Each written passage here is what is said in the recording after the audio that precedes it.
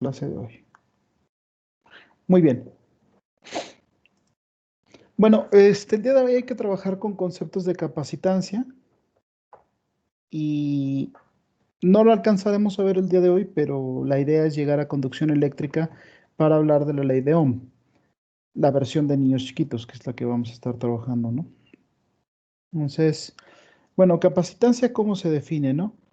Capacitancia es una definición que le da respuesta a esta pregunta, ¿no? ¿Cómo guardo energía en un campo eléctrico? Entonces, ahora resulta que el campo eléctrico también va a guardar energía. Poco a poco se va haciendo muy fuerte el campo eléctrico, muchachos. El campo eléctrico les transporta fuerzas, define el voltaje y también guarda energía, ¿no? Hace muchas cosas el campo eléctrico. Estas tres propiedades no las tiene alguna otra cantidad en la física de forma manifiesta. Mm, el campo eléctrico tiene propiedades bastante específicas dentro del esquema del electromagnetismo, ¿no? Y responde esta pregunta, ¿no? ¿Cómo le hago para guardar energía en un campo eléctrico, no? Pues bueno, esta pregunta se la hizo Mikey y la forma de responderlo fue con algunos experimentos bastante sencillos, la creación del capacitor de placas paralelas, básicamente, ¿no? Michael Faraday conocía la botella de Leiden, y encontró que los conductores de placas paralelas funcionaban bastante mejor para guardar energía en el campo eléctrico, ¿no? Entonces, la idea de Faraday corresponde a lo siguiente, ¿no? Si la energía es carga, trabajo por unidad de carga, esta es la energía eléctrica, ¿lo recuerdan?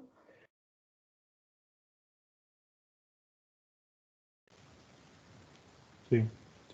Si esta es la energía, entonces la capacitancia se va a definir de esta manera, ¿no? ¿Cuánta carga por unidad de voltaje? Vamos haciendo unas preguntas, porfa, me van respondiendo. ¿Qué pasa con la capacitancia si el voltaje es chiquito?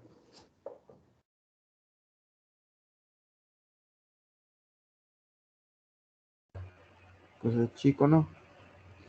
¿Seguro? Va a tener Es poca mayor. capacidad. Ahí hay una división. Si el voltaje es chiquito, en esa división, ¿qué le va a pasar a la C, la capacitancia? Va a ser muy grande, ¿no? Va a ser muy grande, correcto. Y esto es contradictorio al principio, porque usualmente la capacitancia es otra de esas cantidades que los ingenieros nunca entienden. Con cuidado, miren.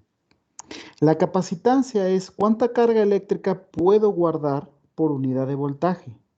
Si el voltaje es poquito, es decir, si tengo poquito voltaje para ir guardando, voy a tener una gran capacidad para guardar carga eléctrica. Y no sé, a lo mejor no les suena tan claro. A lo mejor no les suena tan claro. Pero puedo hacer una analogía que les va a sonar sumamente clara. Miren, ¿han visto el tanque de agua que está allá por el estacionamiento, bueno, yendo hacia la sierra, allá por la universidad? Sí, profe. Tanque de agua blanco que está allí, muy bien. Bueno, imaginen esto. Imaginen que lo quieren llenar con una manguera doméstica. Si lo quieren llenar con una manguera doméstica, se van a tardar mucho, ¿no?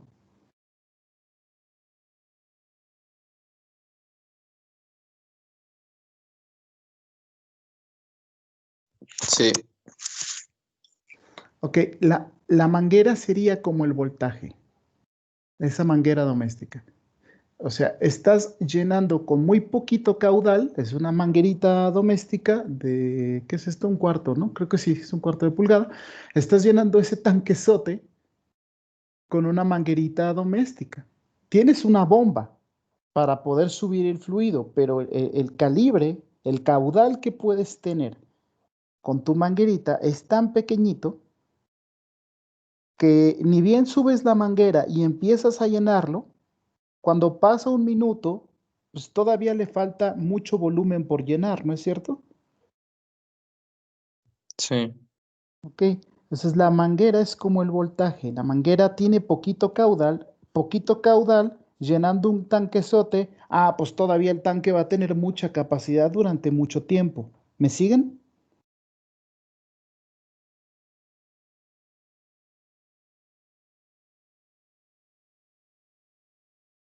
Sí. Ok. Ahí yo me perdí, profe.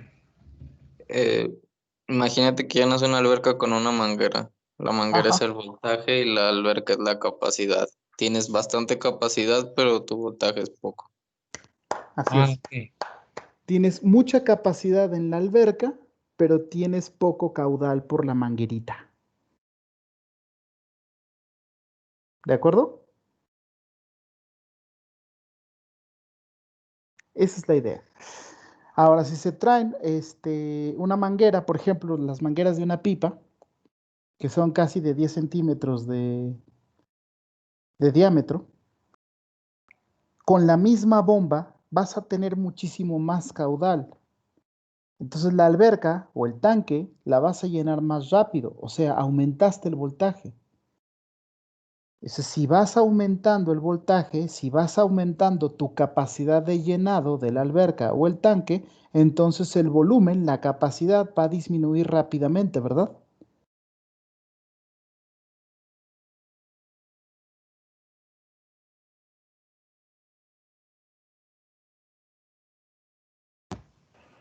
Sí.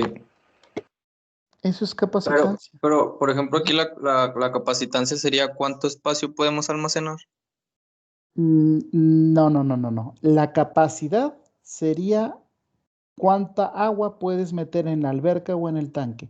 Aquí la capacitancia sería cuánta carga por unidad de voltaje. Allá en hidráulica sería cuánta agua por unidad de caudal. Aquí sería cuánta carga por unidad de voltaje.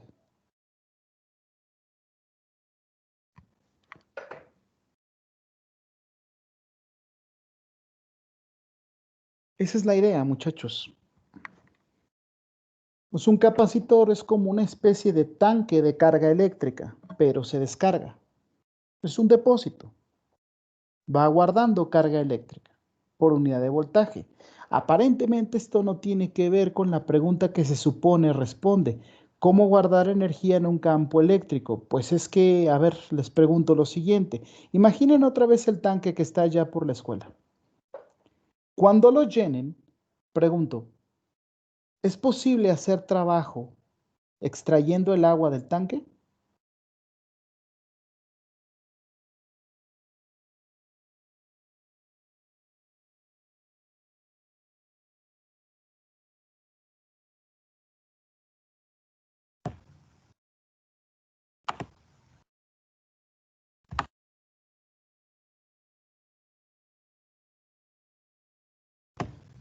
¿Sí?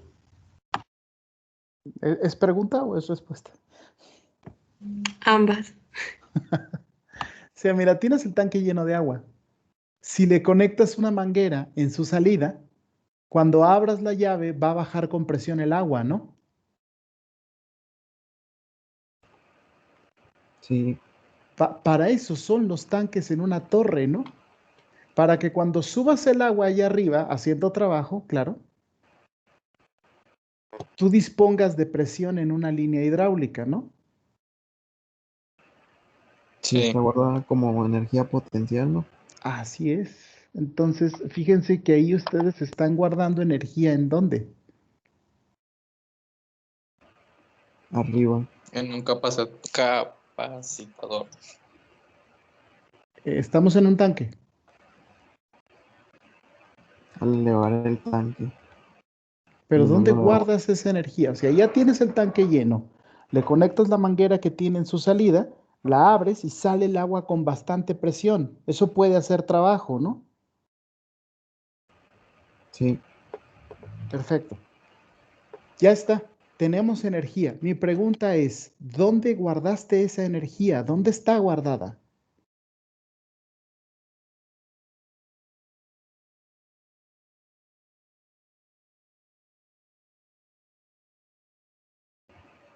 Toda la energía está acumulada dentro del tanque, ¿no?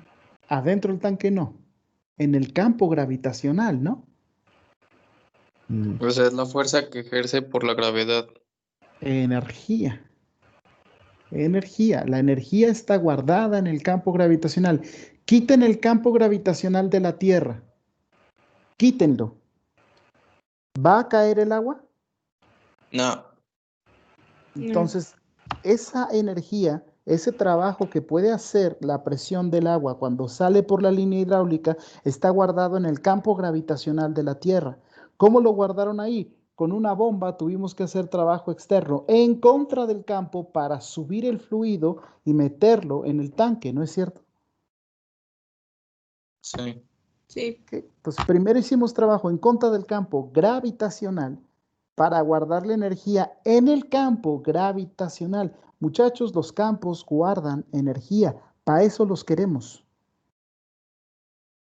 Para eso queremos los campos, porque guardan energía. Acá es igual, acá tú estás guardando carga eléctrica por unidad de voltaje, pero ¿dónde estás guardando la energía? En el campo eléctrico, porque tienes que hacer trabajo en contra del campo eléctrico para ir guardando esa carga.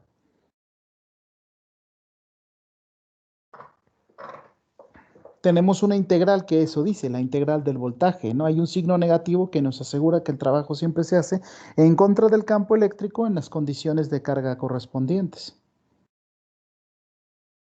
Entonces, un capacitor es un tanque de carga eléctrica que llenas con voltaje, así como un tanque es un tanque que llenas de agua haciendo trabajo en contra del campo gravitacional. Análogamente eso. ¿Cuáles son las unidades de la capacitancia? Aquí las tienen. Coulomb sobre volt. Ahora, un Coulomb sobre volt tiene un nombre bien bonito que se llama Farad o Faradio. Por supuesto, en honor a Michael Faraday. Claro que sí. Mike inventó este concepto. Así que los capacitores se miden en faradios y la unidad hace referencia a Michael Faraday. Yo les digo indistintamente farad o faradios. No hay problema. Usualmente los escribo así, farad. ¿Qué es un faradio? Un coulomb dividido por un volt. Es una unidad de cuánta carga guardaste por unidad de voltaje. Recuerden, ¿no? Así como cuánta agua guardaste por unidad de caudal en un tanque. Luego quiten ese concepto y regresen al de electricidad. ¿Cuánta carga guardaste por unidad de voltaje? Y bueno, hay un detallito que tomar en cuenta, ¿no? Si recuerdan, epsilon 0 antes era 8.854 por 10 a la menos 12 Coulomb cuadrado sobre Newton por metro cuadrado, si mal no recuerdo. Y yo les decía que esas unidades a mí no me gustan y siempre que puedo lo que hago es evitarlas, ¿no? Deshacerme de ellas. Bueno, pues sí, porque las unidades que realmente me dicen, me dan información sobre la constante epsilon 0 son el farad sobre metro. El farad sobre metro les va a dar las unidades estas que dijimos, ¿no? Entonces, de aquí en adelante, epsilon 0 lo voy a decir de esa manera, 8.854 por 10 a la menos 12 farad sobre metro. Ya no voy a usar las otras unidades. Jóvenes, no va a cambiar nada. Los números que les di de epsilon 0 son iguales y 1 sobre 4 pi epsilon 0 son iguales. La única cosa que estoy cambiando es las unidades. Yo ya no quiero usar las otras. Me parecen más fundamentales estas. ¿Sí? Creo que epsilon 0 no era 8854. Yo recuerdo que era 8987. No, estoy bien seguro que epsilon 0 es 8.854 por 10 a la menos 12. Yo tenía anotado, a ver, igual, permítame un poco. Eso es 1 sobre 4 pi, epsilon 0 creo. Ah, Lo que dice sí, mi tienes compañero. razón. Ujú. Sí, hay algunas constantes que me voy a saber de plano, ¿no? Masa del electrón, carga del electrón, epsilon 0, mu 0, la constante de Boltzmann, la constante de expansión de los gases, la constante C de la velocidad de la luz, la constante G de Cavendish y la constante G de aceleración local. Algunas otras que se me estén pasando, ¿no? Pero hay constantes que es imposible que las escriba mal. Sí, siempre me las sé, ¿no? Me voy a preocupar el día que no me las sepa. Estoy seguro que esta es así. No va a cambiar ningún valor numérico, ¿no? Ahora hagamos este ejemplo, ¿no? Las unidades de epsilon 0 que estuvimos usando eran Coulomb cuadrado sobre Newton cuadrado. Miren esto. ¿Están de acuerdo? Sí, Ok. ¿Y aquí están de acuerdo?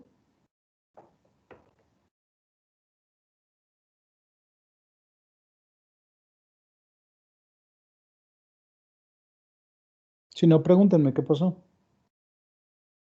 ¿es un 1 o es una L al revés? ¿Qué Es pasó? un 1. ¿Qué pasó ahí? Este es un 1. Y lo que hice fue tomar este Coulomb y pasarlo aquí abajo. Y el Newton por metro es un Joule, ¿de acuerdo? Sí. ¿Lo ven los demás? Sí. Perfecto. Pero Joule sobre Coulomb es un Volt, ¿no? Ujú. Sí. ¿Ok? Entonces me queda Volt metro y arriba Coulomb. Un momento. Coulomb sobre Volt, eso lo definimos como Farad. Y este metro se queda abajo. Así que nos queda Farad sobre metro. Wow. ¿De Ok. acuerdo? Y claro, por fin ya no vamos a usar esas malditas unidades, ¿no? No me gustan, no es que no me gusta, muchachos. Yo Coulomb cuadrado sobre Newton por metro fácil es recordarlo, ¿no? Aparte no me dice nada del proceso físico. Aquí epsilon 0 me está diciendo, yo te estoy diciendo cuánta carga vas a guardar por unidad de voltaje en unidad de metro. Ahora, si lo recuerdan, epsilon 0 se llama permitividad del espacio libre. Es una medida de cuánto se opone el espacio vacío a que lo atraviese un campo eléctrico, ¿se acuerdan? Pues la forma en la que se opone el espacio vacío a que lo atraviese un campo eléctrico es respondiendo como capacitancia por unidad de longitud. El espacio vacío es un capacitorzote que casi no se opone a que el campo eléctrico le atraviese, ¿no? Entonces, por eso me hace muy feliz esa definición. Entonces, ahí lo tienen. De aquí en adelante, farad sobre metro, muchachos. Vale, y entonces decimos, ok, pues técnicamente lo tenemos resuelto, porque entonces si la capacitancia es tomar la carga y dividirla entre el voltaje, y nosotros ya sabemos qué es el voltaje es esta integral, ¿verdad?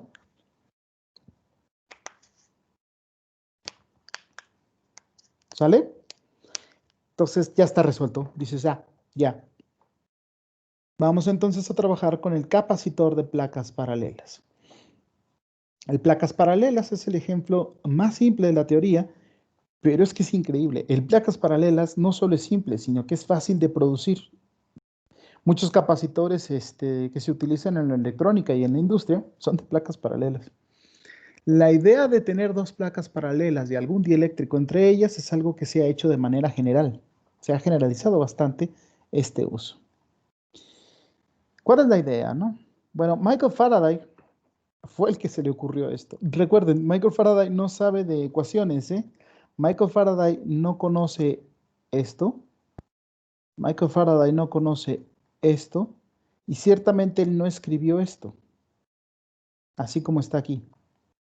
Sin embargo, sí indicó que la capacitancia era guardar carga eléctrica por unidad de trabajo, por unidad de carga, o sea, voltaje, ¿no? Lo que él llamaba efecto electrotónico. Es muy interesante leer esto en sus biografías, ¿no? Cómo escribía las cosas, Mikey. Sin embargo, en los hechos, ¿qué es lo que él hacía, no? Lo que hacía era esto, ¿no? Ponía unas pilas. Si alguien fabricaba muy buenas fuentes de corriente eléctrica y de voltaje, era también Mikey. Y, oh, come on.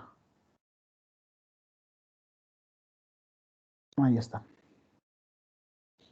Y luego lo que hacía era conectar la polaridad positiva de la pila a una placa y la polaridad negativa de la pila a otra placa. Y las juntaba lo más que podía, ¿no? Pero había algo que le llamaba mucho la atención a Michael Faraday. Entre las placas no había nada. No había contacto físico. Miren, les hago esta pregunta. Si es que tienen audífonos puestos o si en alguna ocasión los tienen, supongamos que están a toda madre con sus audífonos. Llego yo con unas tijeras y corto el cable. ¿Qué va a pasar? Se deja de oír. Se deja de oír. Se deja de oír por condición de circuito abierto, ¿verdad? No hay contacto físico entre el diafragma y las bocinas de tus audífonos y la fuente de corriente que alimenta ese diafragma y esas bocinas. Corté el contacto físico. ¿Sí están de acuerdo? Sí. Ok. Sí. Repito, no hay contacto físico entre estas placas.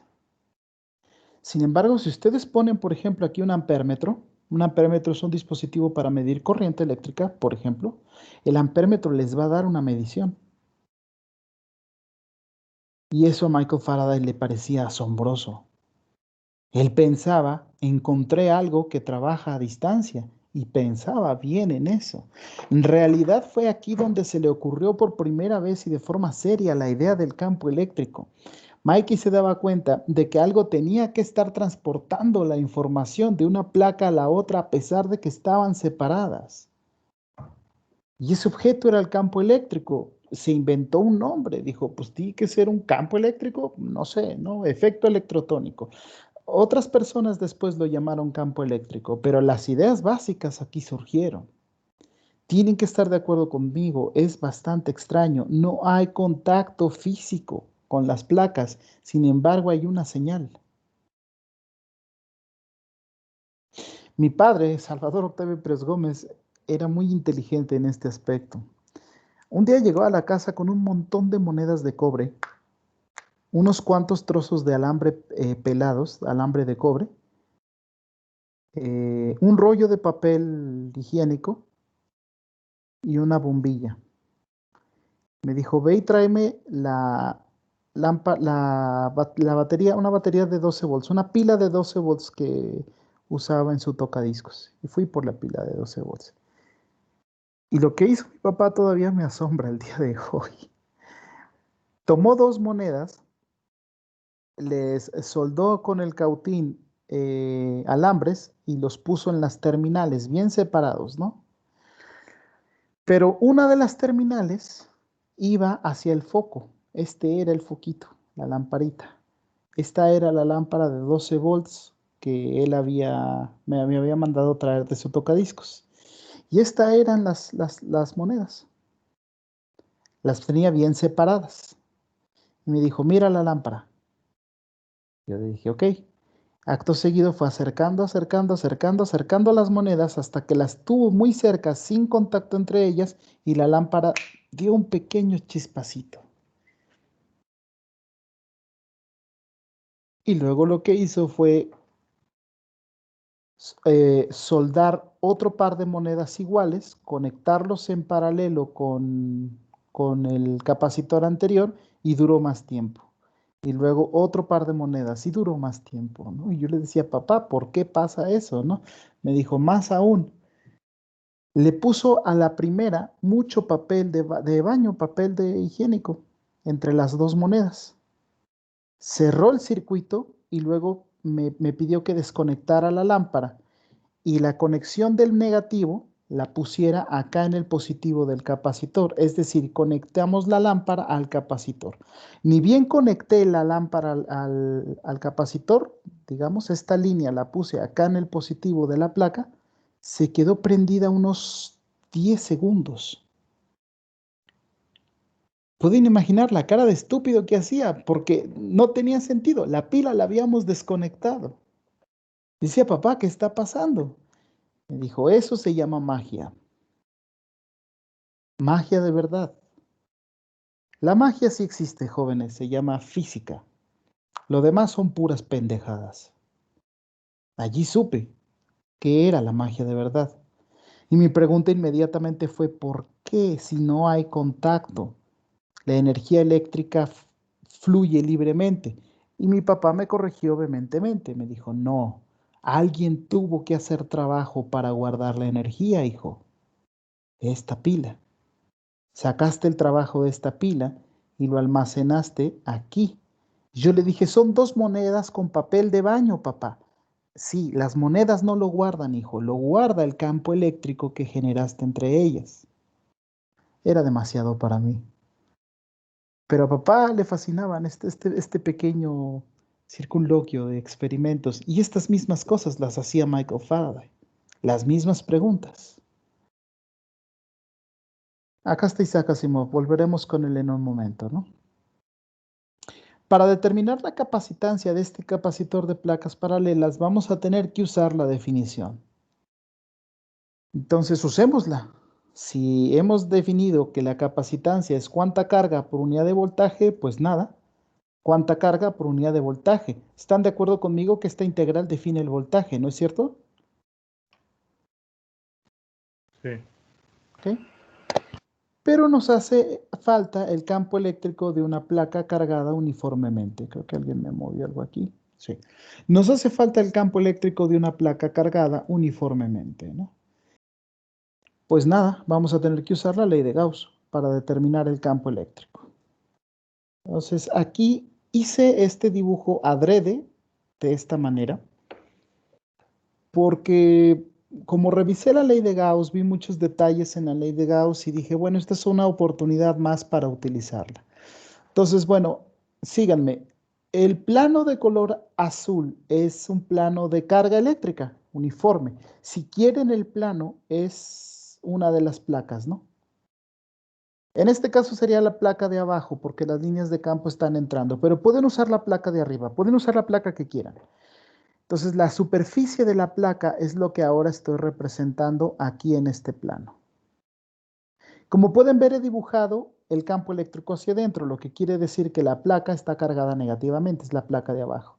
Pero tiene una densidad de carga uniforme muy al centro de la placa. Ahora, lo que está dibujado en verde es una superficie gaussiana.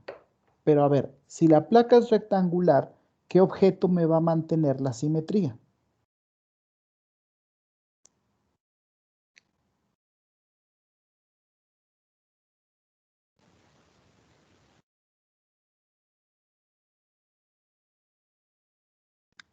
Pues un cubo, muchachos. Más generalmente un paralelepípedo. Hubiera querido dibujar un cubo y habría sido bastante bueno que lo dibujara, pero preferí dibujar un paralelepípedo. ¿Qué es esto que están viendo aquí? Este es un paralelepípedo.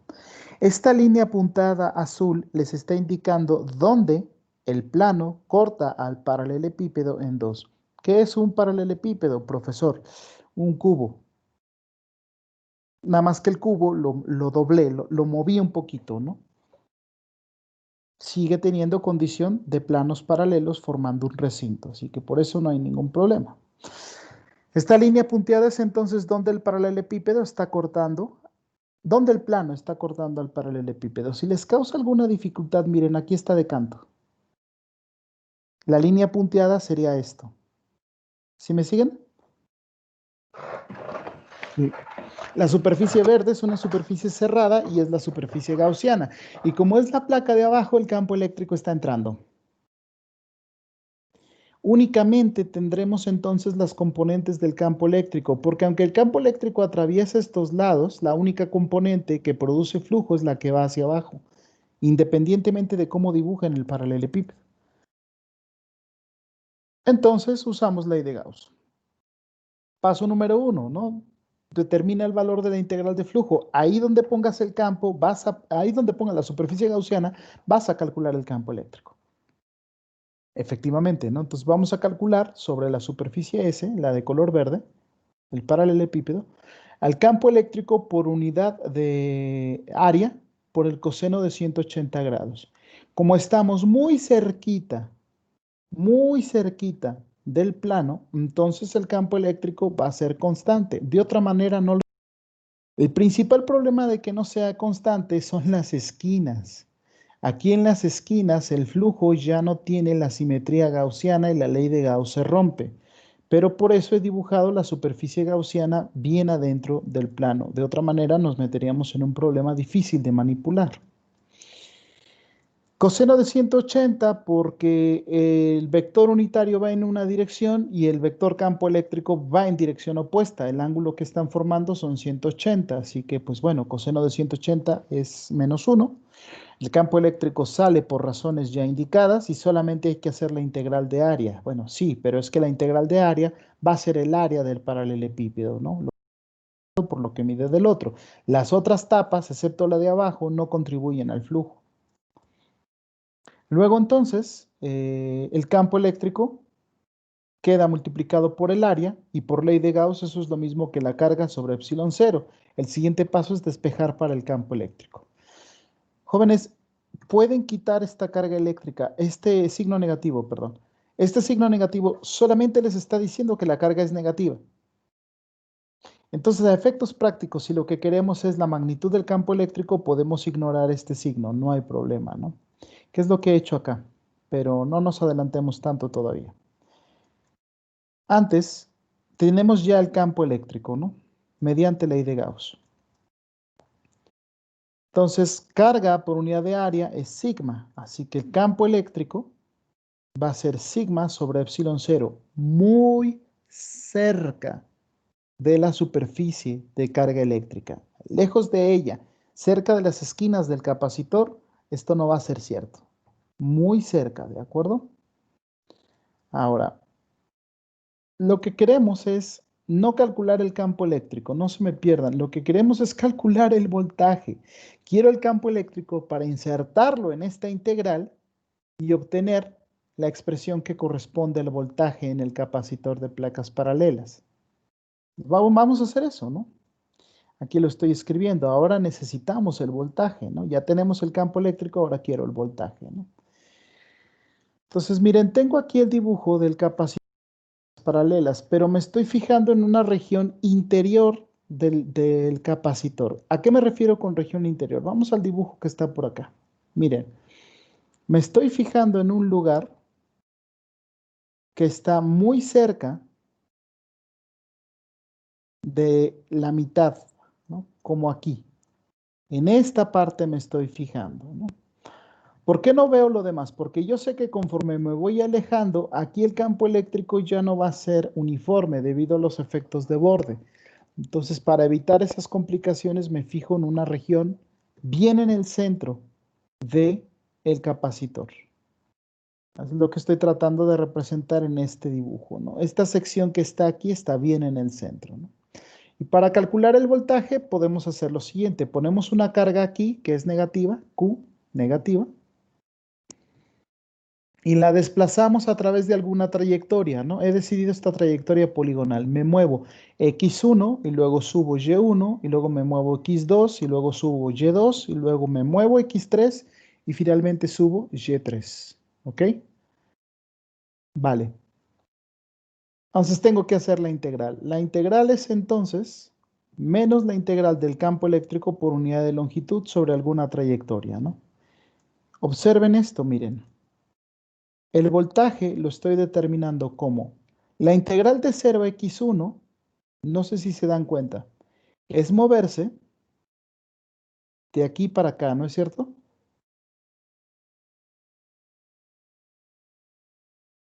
¿Jóvenes? Sí. La integral de 0 a y1 es moverse de aquí para acá. ¿Ok? Y luego la integral de x1 a x2 es moverse de aquí para acá. Y luego de aquí para acá. Más lo que ya llevas avanzado. O sea, si alguien dice, ok, de 0 a y1, pues es esta altura.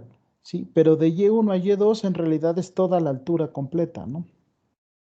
Y finalmente, si me muevo de aquí para acá, sería la integral de x2 a x3 en x y en y sería de y2 a y3. Justo esta de aquí. Dense cuenta entonces que Como el campo eléctrico está atravesando perpendicularmente a lo que marqué con marcador rojo, entonces siempre el coseno va a ser 90 grados. Si se acaba el coseno de 90, les va a dar siempre 0, ¿no es verdad? Sí, Y el coseno de 180 les va a dar siempre menos 1, ¿no? sí, profe. Entonces así vamos eliminando todas las integrales del lado rojo. Todas las que vayan por trayectorias rojas paralelas al eje X dan 0. Las otras traen un menos 1.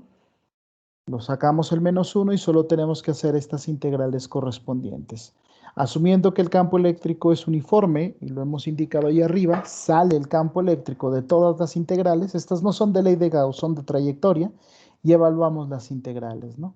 De 0 a Y1 es de Y1 a Y2 es de Y también, valuado de Y1 a Y2, y de Y2 a Y3 es en Y también, y valuado ahí, ¿no?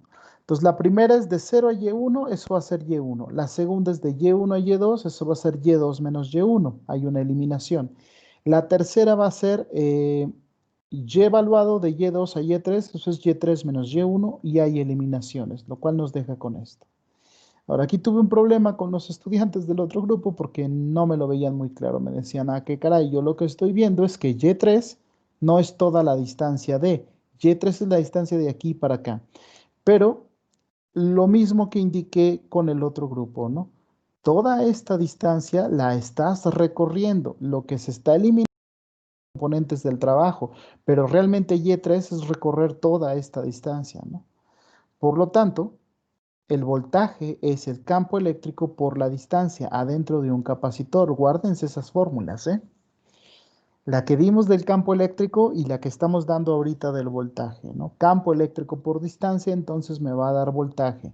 En el capacitor de placas paralelas, no es una fórmula universal esta, ¿no? ¿Sí? En el capacitor de placas paralelas.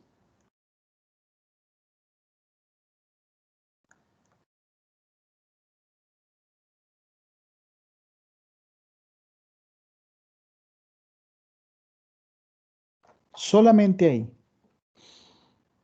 Y ya tenemos todos los elementos, ahora sí, muchachos. Tenemos el campo eléctrico. El campo eléctrico es sigma por epsilon 0. Y también tenemos el voltaje, que es campo eléctrico por distancia. Entonces, la capacitancia en el placas paralelas, ya la podemos determinar, será carga sobre voltaje. Eso va a ser igual a carga sobre campo por distancia. Y eso va a ser lo mismo que carga sobre sigma sobre epsilon 0 por distancia. Hacemos un poco de álgebra. Se nos va a eliminar la carga eléctrica, lo cual está muy bien. La capacitancia no depende de la carga eléctrica en el placas paralelas. Y como resultado obtenemos esta fórmula que es solo válida en el vacío. Así se fabrica un capacitor de placas paralelas. Fíjense en lo siguiente, si el área entre las placas es muy grande, la capacitancia va a ser grande. Pero ¿qué pasará si la distancia entre las placas es muy chiquitita?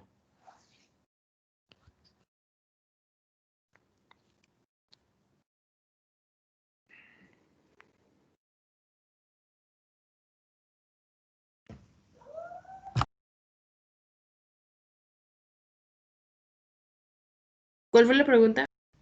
¿Qué pasa si la distancia entre las placas es muy pequeñita? Pues la capacitancia es muy grande, ¿no? Entonces, si quieres que un capacitor aumente su capacitancia, juntas las placas lo más que puedas. No puedes hacer D igual a 0. Si la distancia entre las placas la haces igual a 0, vas a tener una dificultad, ¿no? Vas a dividir entre 0 y eso es algo que no quieres hacer. La otra forma de aumentar la capacitancia es aumentar el área. Entonces, un capacitor con mucha área entre las placas y una distancia muy chiquita de entre ellas, te tiene que dar por consecuencia el valor de una capacitancia grande. Sí, ciertamente. Ajá. ¿Y qué pasaría si la distancia es 0? Supongamos. Toma la calculadora. No, o sea, lo que quiero decir es de qué pasaría con la capacitancia. Toma la calculadora. Ok. Divide 1 entre 0.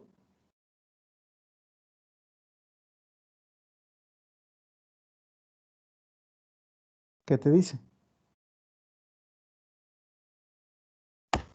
Te sale error. Que no se puede dividir por Ajá. 0. Entonces la pregunta carece de sentido.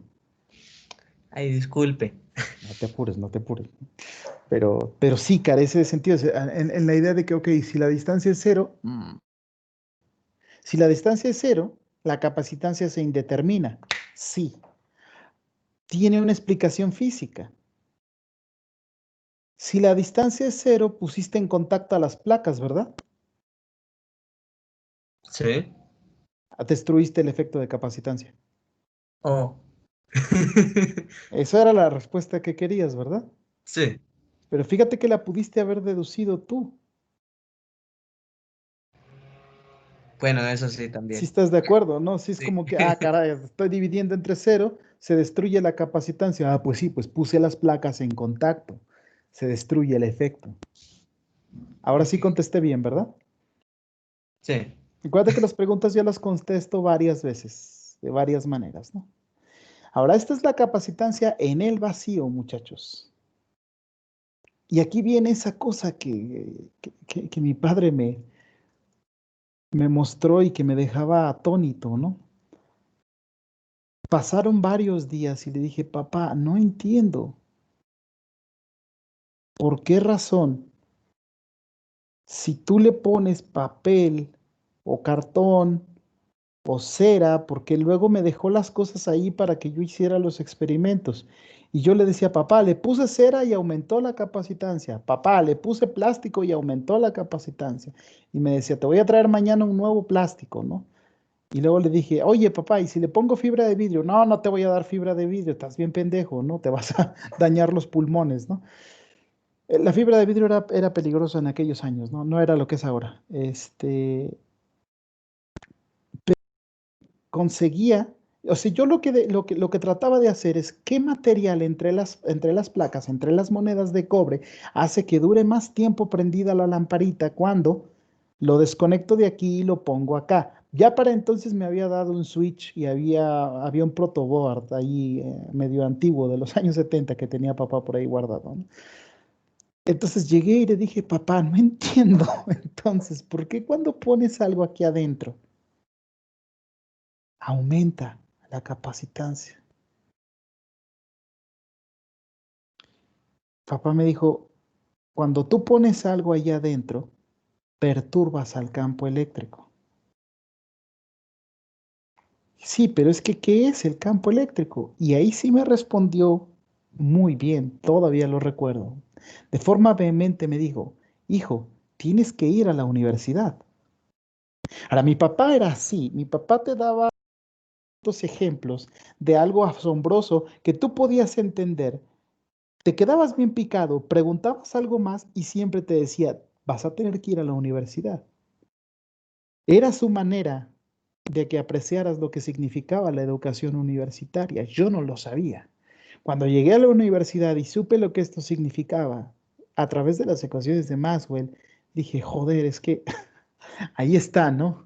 Lo que hay que hacer es acercarse a los niños y mostrarles experimentos de física. No pasa mucho tiempo antes de que lo entiendan. Y nada, fue en la universidad donde finalmente lo entendí. Ahora son ustedes los que están aquí en la universidad. Son ustedes los que tuvieron padres de familia que esperaban que llegaran aquí. Y las razones para que tuvieran este tipo de educación, este tipo de momentos. Vengan, muchachos, síganme. Lo que hay aquí es un campo eléctrico. Extrañamente, cuando yo pongo algo entre las placas, aumenta la capacitancia. Vamos a pensar, ¿por qué razón aumentaría la capacitancia en tal caso? Síganme. En realidad vamos a tener dos capacitancias, muchachos. Una capacitancia que le llamaremos capacitancia del vacío. No se asusten, es la misma fórmula. Epsilon 0 por área sobre distancia. Es la misma fórmula. Sin embargo, la vamos a redefinir. La llamaremos C0. C0 va a ser epsilon 0 área sobre distancia y va a ser la capacitancia en el vacío, ¿no? Pero si le pones un dieléctrico entre las placas, la capacitancia va a aumentar. Eso lo mides experimentalmente. Entonces dices, ok, va a aumentar por una constante, por un factor de proporcionalidad, ¿no? Bueno, ese factor se llama constante dieléctrica. La madera tiene su constante dieléctrica, el vidrio tiene su constante dieléctrica, el cuarzo, la baquelita, el plástico, el papel, el cartón. eh, la constante dieléctrica es algo específico que caracteriza a los materiales no conductores y sus valores empiezan en 1 y acaban allá en infinito, ¿no? Algo que tiene constante dieléctrica 1 es el aire seco a 20 grados de temperatura a 1 pascal de presión. El aire en esas condiciones presenta una constante K igual a 1.00000028. Prácticamente es 1, ¿no? Entonces el aire seco les responde prácticamente como el vacío. Y de ahí en adelante todos los demás dieléctricos van modificando la capacitancia. Y dices, bueno, sí, pero ¿por qué? Why? ¿Por qué va a aumentar, no? Bueno, miren, veamos otra vez la definición que hicimos del placas paralelas. Aquí está. Ujú.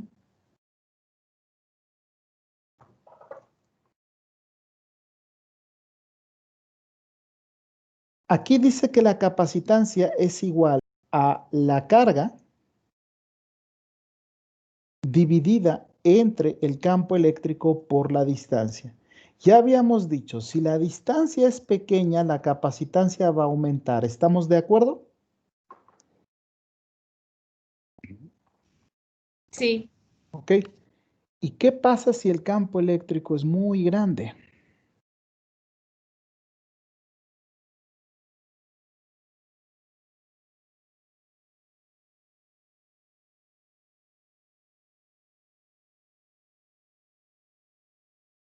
¿Jóvenes?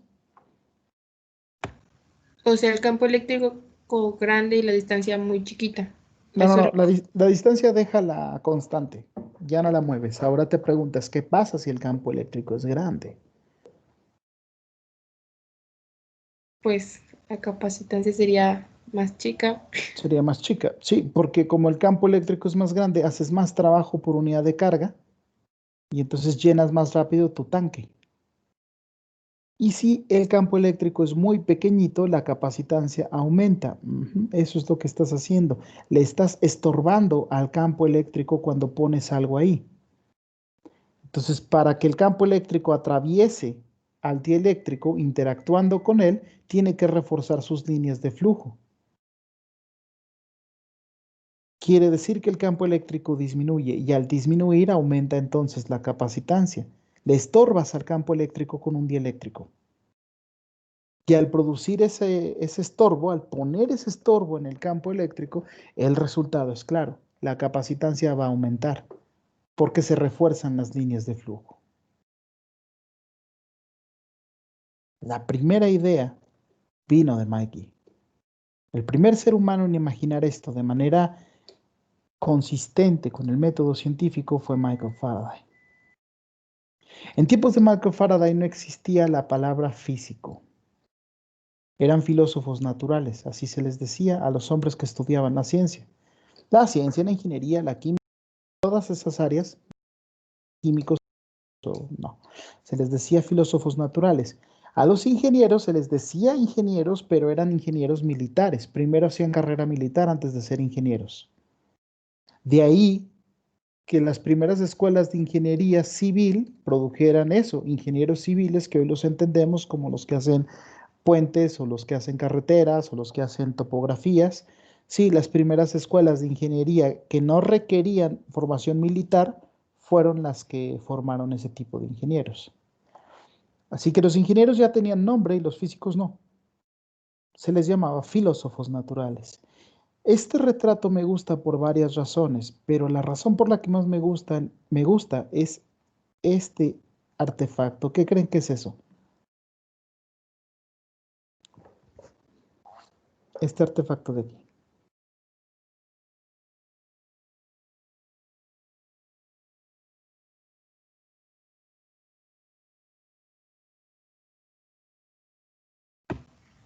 ¿Un cable? Es un cable que va y se mete ahí en una caja. ¿Qué será? Como un estilo de para telegramas o algo así, ¿no? Es un banco. Ah, Es un banco de capacitores que utilizaba Mikey para guardar energía eléctrica. Este, Michael Faraday fabricaba los mejores capacitores, los mejores solenoides y las mejores baterías de su tiempo. Nadie lo podía superar en eso. Bien se burlaban muchísimo de él porque no sabía matemáticas. Pero cuando se trataba de construir los fierros, ¿no? Y hacer que funcionaran como deben funcionar, nadie lo podía superar en ese tiempo.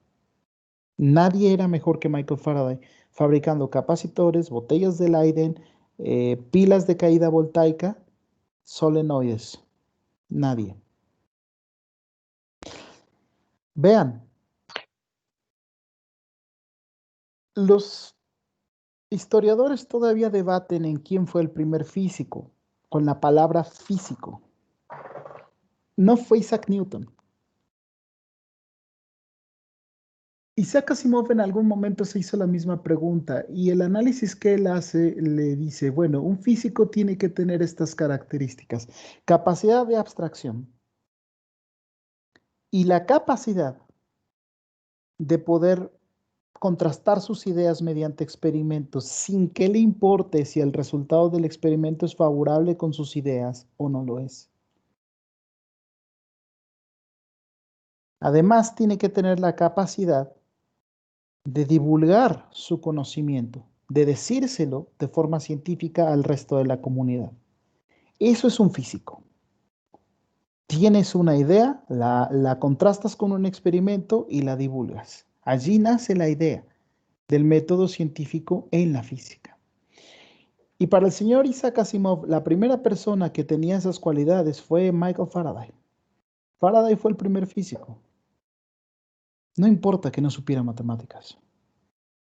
Quienes no conozcan a Isaac Asimov, conózcanlo. Aquí hay un retrato de él, un próligo escritor de ciencia ficción. Ciencia ficción de verdad, muchachos. No cómics hechos películas. Eso no es ciencia ficción. Son cómics hechos películas. No. Ciencia ficción. Ficciones basadas en nuestro conocimiento actual de la ciencia y cómo podría modificarse el futuro conforme se modifique la ciencia. Una de las grandes predicciones de Isaac Asimov es nuestro mundo actual. Isaac Asimov hace 38 años predijo el mundo actual, no, 46 años, predijo cómo iba a ser el mundo hoy. El mundo como es hoy, primero estuvo dentro de la mente de este hombre. Su capacidad de abstracción era asombrosa. Les invito a que lo busquen y lo lean. Isaac Asimov. Asimov dice, sin ser un experto en las áreas, que Michael Faraday fue el primer físico. Yo le creo. Para mí también, Michael Faraday fue el primer físico. Y ya está, muchachos. Esta es la capacitancia. Recuerden que tendremos dos, lo que nos induce a pensar en la constante dieléctrica. Tendremos que hacerlo. A partir de ahora, iremos bastante más rápido. Llenaremos esto muchísimo más rápido, porque las siguientes leyes, la conducción eléctrica y la ley de Ohm, lo vamos a hacer mediante una fórmula bastante sencilla, que nos va a permitir calcular diferencias de potencial, resistencia eléctrica o corriente eléctrica, según lo necesitemos. Pero en el momento en que estemos haciendo circuitos, ya estaremos muy adelantados. Eso pasará muy pronto. Se estarán resolviendo ejercicios y problemas. Ya hay algunos encargados. Hoy mismo subiré los archivos que corresponden. Y pues nada, muchachos, terminamos la clase por el día de hoy. Respóndanme la asignación lo más pronto posible. Si hay alguien que no sabe qué onda con la asignación, le indican, mira, vas a tomar la evaluación que te hicieron y a calcular tu calificación y la pegas allí. Y pues nada, jóvenes, lo dejamos el día de hoy por aquí y seguimos en contacto, ¿de acuerdo? Ok, profe. Vale.